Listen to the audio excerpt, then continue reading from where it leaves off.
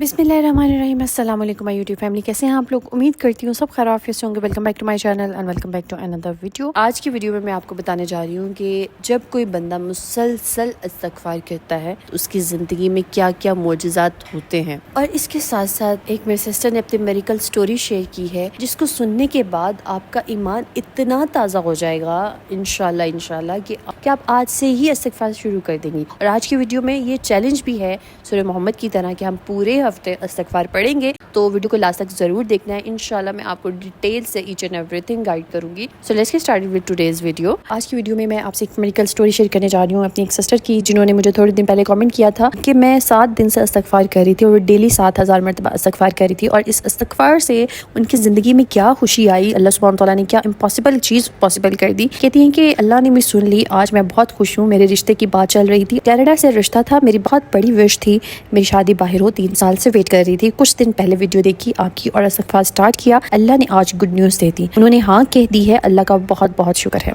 माशाल्लाह माशाल्लाह, अल्लाह पाक आपको नज़र बद से बचाए और अल्लाह पाक मेरी हर एक सिस्टर की ज़िंदगी में इसी तरह मुआवजा करें, आमीन सुम्मा आमीन। तो आज मैं आपको एक ऐसा वाक़या सुनाऊंगी बनी इसराइल के शख्स का कि आपकी रूह कांप जाएगी कि अल्लाह सुब्हान तआला इतना रहीम है, वो इतना करीम है, हमारी हर बार सुनता है। ये हम ही निकम्मे हैं जो हर बार उसको छोड़ देते हैं, वो नहीं छोड़ता हमें। तो नबी करीम सल्लल्लाहु अलैहि वसल्लम फरमाते हैं कि बनी इसराइल का एक शख्स था जो कि बहुत मालदार था, लेकिन अल्लाह की करनी इस तरह से हुई कि वो शख्स गरीब हो गया। गुर्बत के हाथों तंग आकर वो रोने लगा और अल्लाह के सामने गिड़गिड़ाने लगा। तो अल्लाह सुब्हान तआला ने फरिश्तों से कहा कि जाओ इसको अता कर दो, ये जो चाहता है। तो फरिश्तों ने कहा कि या अल्लाह, ये तो आपके डर से, आपके खौफ से तो नहीं माफ़ी मांग रहा, ये तो गुर्बत के खौफ से माफ़ी मांग रहा है। तो अल्लाह सुब्हान तआला ने कहा कि मुझे पता है, लेकिन फिर भी इसको वो चीज़ दे दो जो ये मांग रहा है, क्योंकि ये मेरी बारगाह में आया तो है ना। तो फरिश्तों ने कहा कि या अल्लाह, ये तो वापस भी नहीं आएगा, इसको दे दिया गया तो ये तो वापस पलट के भी नहीं देखेगा। तो अल्लाह ने कहा कि मैं जानता हूँ। अल्लाह की रहमत से उसका इस्तिग़फ़ार कबूल हुआ और उसको फिर से मालदार कर दिया गया। लेकिन वो सोचने लगा, ओहो, ये तो मेरी अपना तरीका था, ये तो मेरी अपनी अकल थी कि मैंने ये तरीका अपनाया और मैं फिर से मालदार हो गया। उसने वो सारा क्रेडिट जो था ना अपने आप को दे दिया, अपनी अकल को दे दिया। फिर से उस पर जब गुर्बत आ गई, उस पर कर्जा चढ़ गया, फिर से रोता गिड़गिड़ाता हुआ अल्लाह के हुजूर चला गया और उसको माफ़ कर दिया गया। 70 मरतबा माफ़ी मांगी और 70 मरतबा माफ़ी तोड़ी, ठीक है। अल्लाह उसको नवाजता गया जब जब वो गया, और वो अल्लाह से डर कर नहीं गया। कभी औलाद के खौफ से गया, कभी माल के छिन जाने के खौफ से अल्लाह के हुजूर चला गया, कभी बीमारी की वजह से अल्लाह से माफ़ी मांगने लगा, कभी जो है वो अपने बच्चे की बीमारी की वजह से अल्लाह से माफ़ी मांगने लगा, तो अल्लाह ने उसकी बीमारी दूर कर दी। लेकिन वो कभी अल्लाह की मोहब्बत में, अल्लाह के खौफ में नहीं गया।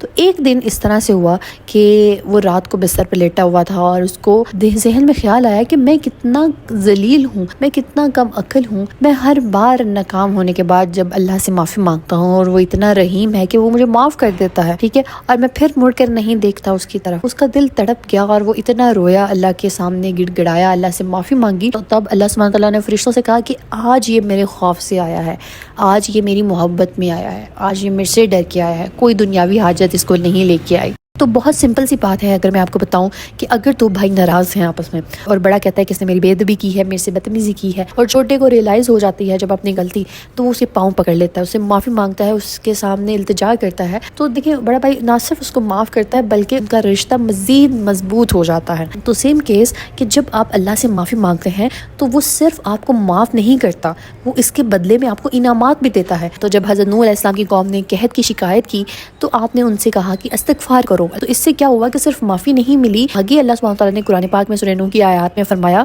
कि वो तुम पे मूसलाधार बारिशें करेगा, ठीक है, तुम्हारी बारिशों से मदद करेगा, तुम्हें लहलहाते बाग अता करेगा, तुम्हारी बेटों से मदद करेगा, तुम्हें मालदार बना के तुम्हारी मदद करेगा।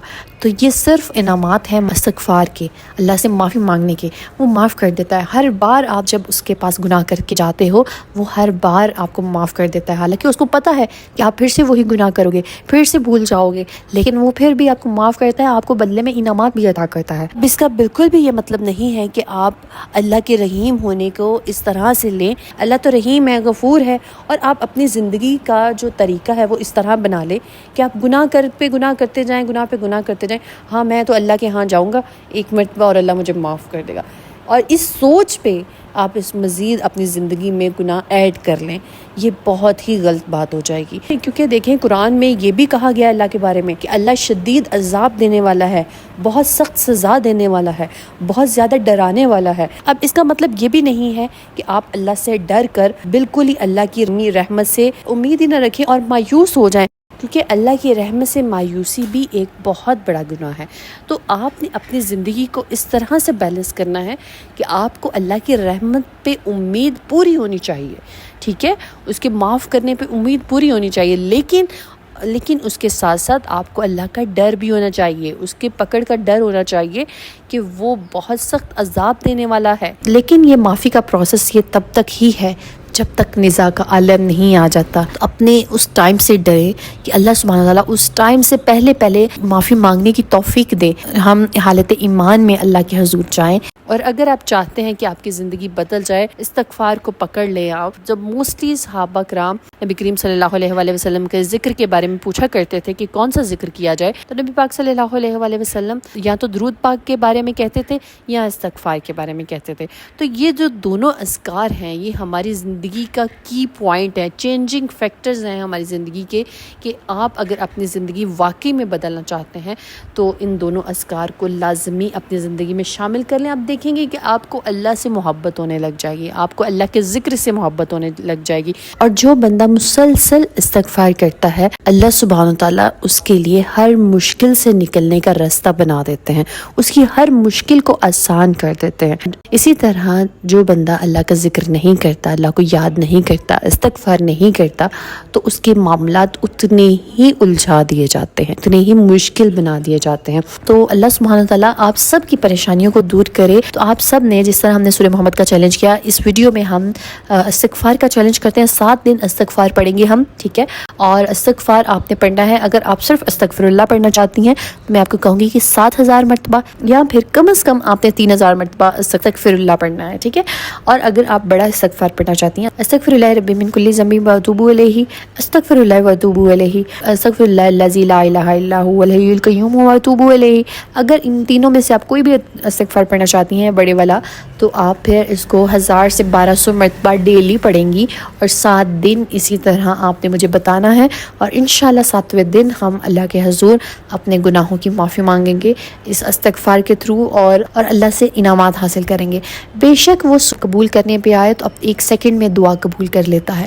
بس ہم نے اپنے اس سیکنڈ کا، اس مومنٹ کا ویٹ کرنا ہے، اس سے پہلے ہی ذکر کرنا چھوڑ نہیں دینا. ہو سکتا ہے کہ ہماری باری آ جائے اور ہم اس ٹائم پہ اللہ سے مانگنا چھوڑ چکے ہوں، تو ہمیں اس سے مانگتے رہنا ہے، کبھی بھی اللہ سے دعا کرنا چھوڑنا نہیں ہے ہم نے. اب سوال یہ آئے گا کہ اس کو ہم کس ٹائم پہ پڑھیں، اور کیا ہم اس کو پیریڈز میں پڑھ سکتی ہیں؟ تو جی سسٹر، آپ بالکل اس کو پیریڈز میں پڑھ سکتی ہیں، اور کوشش کرنی ہے آپ نے کہ پیریڈز کے علاوہ کے دن ہی آپ اپنے اس منت کے جو ہیں، اس نیت کے، اس چیلنج کے فکس کریں استغفار. کیونکہ دیکھیں جب آپ نماز کے بعد استغفار پڑھیں گی بنا کسی سے کلام کیے ہوئے، تو حدیث میں آتا ہے کہ جب بندہ نماز سے فارغ ہو کے جائے نماز پر بیٹھ کے اللہ کا ذکر کرتا ہے جتنی دیر بنا کسی سے بات کیے ہوئے، جب تک اس کا وضو رہتا ہے، فرشتے اس کی طرف متوجہ رہتے ہیں، اس کے لیے دعائیں کرتے رہتے ہیں جب تک وہ جائے نماز پہ بیٹھا اللہ کا ذکر کرتا رہتا ہے. تو یہ سب سے بیسٹ طریقہ ہے کہ آپ جب بھی کوئی وظیفہ کرنا ہو، آفٹر اینی نماز اس کو جائے نماز پہ بیٹھ کے بنا کسی سے بات کیے ہوئے اسٹارٹ کریں. اور اس سے یہ ہوگا، ایک تو آپ وہ عمل کر رہے ہوں گے، وظیفہ کر رہے ہوں گے، ٹھیک ہے، اس کے ساتھ ساتھ فرشتے آپ کے لیے دعائیں کرے ہوں گے.